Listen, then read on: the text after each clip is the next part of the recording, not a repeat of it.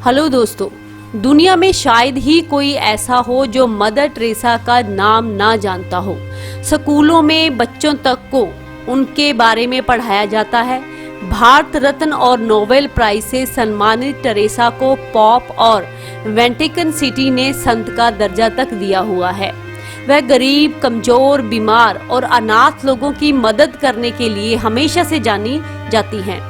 Catholic none mother Teresa ने गरीबी और बेसहारा लोगों की मदद के लिए मिशनरी ऑफ चैरिटी नाम की संस्था की स्थापना की थी।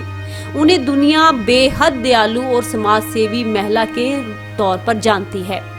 हम सभी मदर टेरेसा के जीवन के एक पहलू के बारे में जानते हैं कि वह गरीबों और अनाथ बच्चों की मां थी। बहुत ही कम लोग उनके जीवन के दूसरे पक्ष को जानते हैं या फिर जानते थे। इस वीडियो में दूसरे पहलू के ऊपर चर्चा की गई है। क्या मदर टेरेसा सच में इतनी अच्छी थी जैसे आज तक हमें दिखाया गया है? जी बिल्कुल नहीं। मदर टेरेसा का जन्म 26 अगस्त 1910 में हुआ था। वे अपने परिवार में सबसे छोटी संतान थी और 8 साल की उम्र में उन्होंने अपने पिता को खो दिया था। उन्होंने चर्च में शरण ली और 12 साल की उम्र में ही नन बनने का फैसला लिया। फिर वह 18 साल की उम्र में कैथोलिक सिस्टर्स ऑफ लारेटो से जुड़ने के लिए डब्लिन आ गई। वे साल 1929 में भारत आई और शुरुआती प्रशिक्षण का समय उन्होंने दार्जिलिंग में बताया, जहां उन्होंने बंगाली सीखी और 1931 में उन्होंने पहली धार्मिक प्रतिज्ञा ली। उनके बचपन का नाम एग्नेस था, लेकिन उन्होंने टेरेसा नाम भारत आने के बाद चुना क्योंकि वह अपने नाम से संत थेरेस ऑस्ट्रेलिया और टेरेसा ऑफ एविला को सम्मान देना चाहती थी। टेरेसा बंगाल में 1943 में आए अकाल के कारण दर्द और मौत की गवाह बनी। जब लोगों के शव सड़कों पर पड़े हुए थे, इसका उन पर काफी प्रभाव पड़ा। उन्होंने 3 साल बाद दावा किया था कि जीसस ने उनसे ट्रेन में बात की है और उन्हें नए निर्देश दिए हैं कि वो गरीबों और बेसहारों की सेवा करें। उसके बाद अगस्त 1946 में कौमी हिंसा हुई। यह वह दौर था जब पूरा भारत विभाजन की त्रासदी से गुजर रहा था। तब हमें आजादी तो मिली, पर मानसिक गुलामी के षड्यंत्र से आजादी नहीं मिल सकी। 1947 में अंग्रेज तो चले गए, पर 1948 से मिशनरीज ने गुप्त तरीके से भारत में अपना काम करना शुरू कर दिया। वह था सेवा के छलावे में मन परिवर्तन करके धर्म परिवर्तन कराना। मदर टेरेसा ने 7 अक्टूबर 1950 को दुनिया भर में काम करने वाली मिशनरी ऑफ चैरिटी संस्था का गठन किया और फिर मिशनरी ऑफ चैरिटी की मदद से भारत में निर्मल हृदय और निर्मल शिशु भवन की स्थापना की। यहाँ पर एक प्रश्न आता है कि बच्चों से लगाव रखने वाली महिला मदर टेरेसा ने कभी स्कूल, कॉलेज या अस्पताल की स्थापना क्यों नहीं की? शायद इसलिए क्योंकि उनका मकसद सेवा नहीं बल्कि धर्म परिवर्तन करना था। उनके ऊपर एक डॉक्यूमेंट्री भी आई है जिसने सभी को हैरानी में डाल दिया है। मदर टेरेसा पर आई इस डॉक्यूमेंट्री का नाम mother Teresa for the love of God है, जो 3 पार्ट की सीरीज है। इसमें उनके करीबी दोस्तों, विरोधियों और उनके साथ काम करने वालों से सबसे बात की गई है। 20 साल तक टेरेसा के साथ काम करने वाली मैरी जॉनसन ने कहा, उनकी आध्यात्मिकता क्रॉस पर लटके हुए जीसस क्राइस्ट से जुड़ी हुई थी। उन्हें लगता था कि गरीब होना अच्छी बात है क्योंकि जीसस भी गरीब थे। यह मूर्खतापूर्ण बात है। स्काई डॉक्यूमेंट्रीज पर रिलीज होने वाली इस सीरीज में लगे आरोपों के अनुसार मदर टेरेसा ने कैथोलिक चर्च की सबसे बुरी ज्यादतियों पर पर्दा डाला है और वास्तव में लोगों को इससे बचाने की तुलना में गरीब और पीड़ा को लेकर फेमस रही। मीडिया रिपोर्ट के अनुसार डॉक्यूमेंट्री में मदर टेरेसा पर आरोप लगाया गया है कि उन्होंने दुनिया भर से मिले फंड को गरीबी दूर करने या लोगों के लिए इस्तेमाल करने की बजाय सीधे वेटिकन सिटी के कैथोलिक चर्च को ट्रांसफर किया था। मैरी जॉनसन का कहना है वह उन्हें उन शहरों में भेजते थे जहां घोटालों का खुलासा नहीं हो रखा था। वह कहानियां पलटने में माहिर थी। The turning the sisters who left नामक पॉडकास्ट में भी मदर टेरेसा के डार्क साइड को दिखाया गया है। इसमें एक महिला की कहानी है जो अपने समाज की मजहबी व्यवस्था से बाहर निकलना चाहती है और मदर टेरेसा के मिशनरी में फंस जाती है। ऐसे ही कोलकाता के एक डॉक्टर ने भी इसका खुलासा किया था कि कैसे मदर टेरेसा द्वारा चलाए जा रहे मिशनरी ऑफ चैरिटी में उनके साथ अत्याचार किया जाता था। एक आलोचक का कहना है कि मदर टेरेसा को गरीबी और पीड़ा देखने में मजा आता था, ना कि वो इसे खत्म करना चाहती थी। डॉक्टर अरूप चैटर्जी ने लिखा है कि अनाथों को मिशनरी होम में बांध कर रखा जाता था। दर्द के केस में उन्हें एस्पिरिन के अलावा कोई दवा नहीं दी जाती थी। खर्च बचाने के लिए मदर टेरेसा एक ही इंजेक्शन के नीडल को कई बार प्रयोग में लाती थी और उनके शेल्टर होम्स में शौचालय तक की व्यवस्था नहीं होती थी, जिससे मरीज एक साथ ही कहीं बैठकर एक दूसरे के सामने ही मलमूत्र का त्याग करते थे। हालांकि मदर टेरेसा की मौत के बाद हाइजीन पर ध्यान दिया जाने लगा, लेकिन वो खुद सादगी को इस हद तक ले जाती थी जिससे मरीजों की जान पर बनाती थी। सबसे ज्यादा अत्याचार तो उस मिशनरी में नर्सों के साथ होता था, मतलब कि वहां की नन के ऊपर होता था। नर्सों को मरीजों और बच्चों को छूने तक की मनाही थी और ना ही वो किसी से दोस्ती कर सकती थी। जिन बच्चों की वो देखभाल करती थी उन्हें ही छूने की इजाजत नहीं थी। इन नर्सों को खुद पर ही कोई कड़े बरसाने का निर्देश दिया जाता था और एक दशक में एक बार ही वो परिवार से मिलने घर जा सकती थी। मदर टेरेसा इसे अनुशासन का नाम देती थी।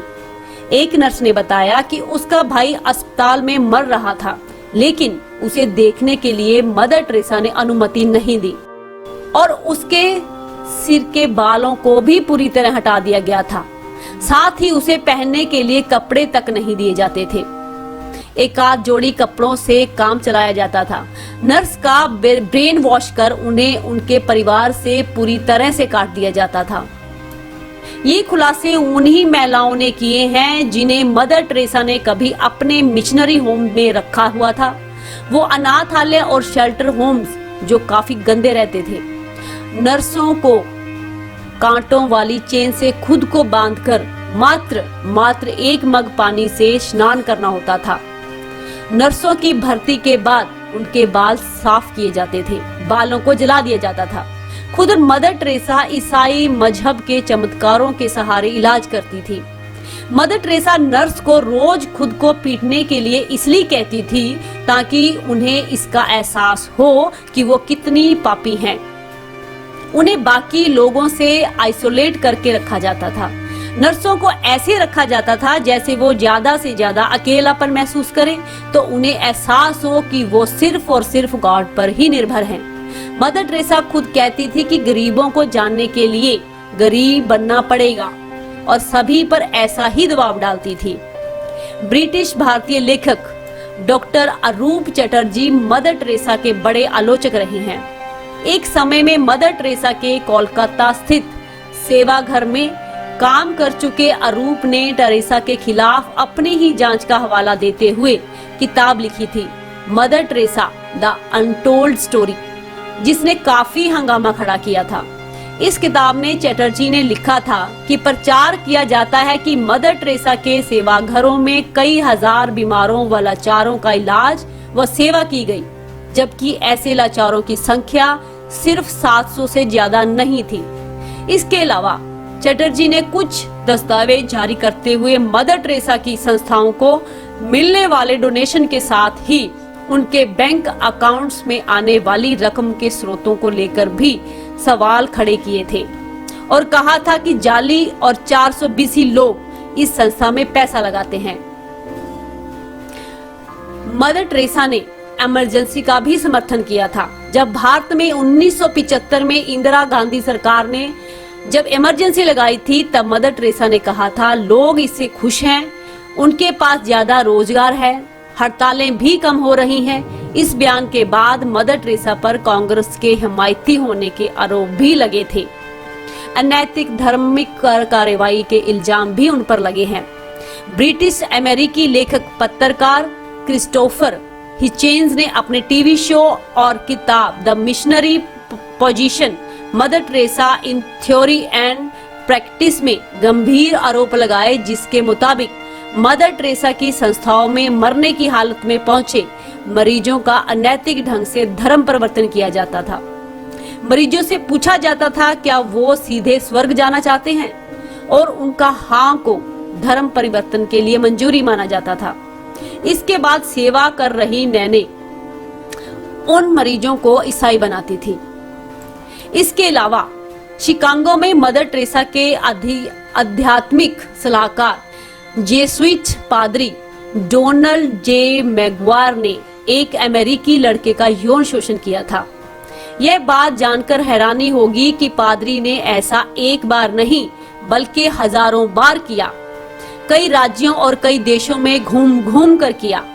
एसोसिएटेड प्रेस को दिए साक्षात्कार इंटरव्यू में 61 वर्षीय गोल्डबर्ग ने अपने साथ हुए यौन शोषण की पूरी कहानी बताई।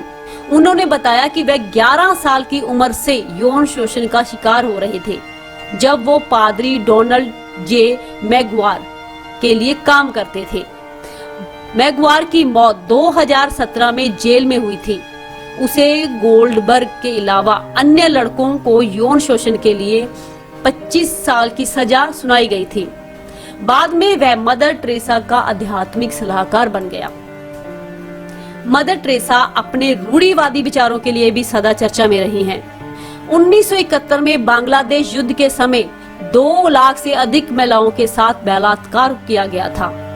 उनमें से अधिकांश महिलाएं कोलकाताई, पर मदर टेरेसा ने उन महिलाओं के गर्भपात का विरोध किया और कहा कि गर्भपात ईसाई परंपराओं के खिलाफ है और इन औरतों की प्रेगनेंसी एक पवित्र आशीर्वाद है। आपको जानकर हैरानी होगी, पर पिछले कई वर्षों से मदर टेरेसा की संस्थाएं एक तीर से कई निशाने साध रही हैं।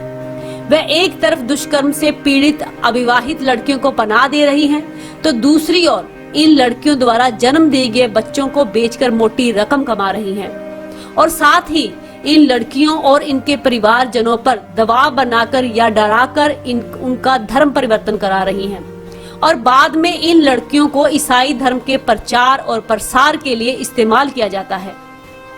रांची स्थित महिला मदर टेरेसा की संस्था निर्मल हृदय से बच्चों की बिक्री का मामला जुलाई 2018 में सामने आया था।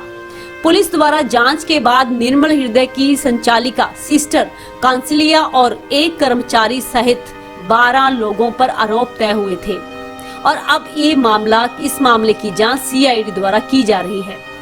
सिस्टर कांसिलिया के बाद नई संचालिका सिस्टर जेमा और आशा किरण पर नवंबर 2019 में एक और बच्चे की तस्करी का मामला सामने आया है। सीआईडी की जांच की रिपोर्टों के मुताबिक साल 1995 से 2018 तक निर्मल हृदय में जो विवाहित लड़कियां एडमिट की गई, उनमें से जन्मे 927 नवजात शिशुओं का निर्मल हृदय से कोई सुराग नहीं मिल रहा है। इस संस्था ने अपने काले कारनामों को अपने सफेद लिबास में छुपा रखा है।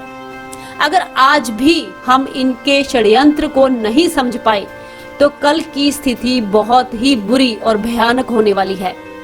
यहाँ गौर करने वाली बात यह है कि समाज के लिए खुद को समर्पित कर चुकी सफेद सूती साड़ी पहनने वाली इस नन को करोड़ों रुपए की क्या आवश्यकता है, जबकि इनकी संस्था को चलाने का पूरा पैसा विदेशों से आता है। तो सबूतों या दस्तावेजों का ना होना या मीडिया का झुकाव इस ओर ज्यादा ना हो, जिसकी वजह से इन आलोचनाओं को कभी बल नहीं मिल सका। नतीजा ये हुआ, मदर टेरेसा पर लगे सभी आरोप सिर्फ किताबों और दस्तावेजों में ही सिमट कर रह गए, जिसकी वजह से मदर टेरेसा के विरोधियों से ज्यादा मदर टेरेसा के विरोधियों से ज्यादा उनके समर्थक और प्रशंसक हमेशा बने हुए हैं। आज भी उनकी छवि एक संत के रूप में देखी जाती है।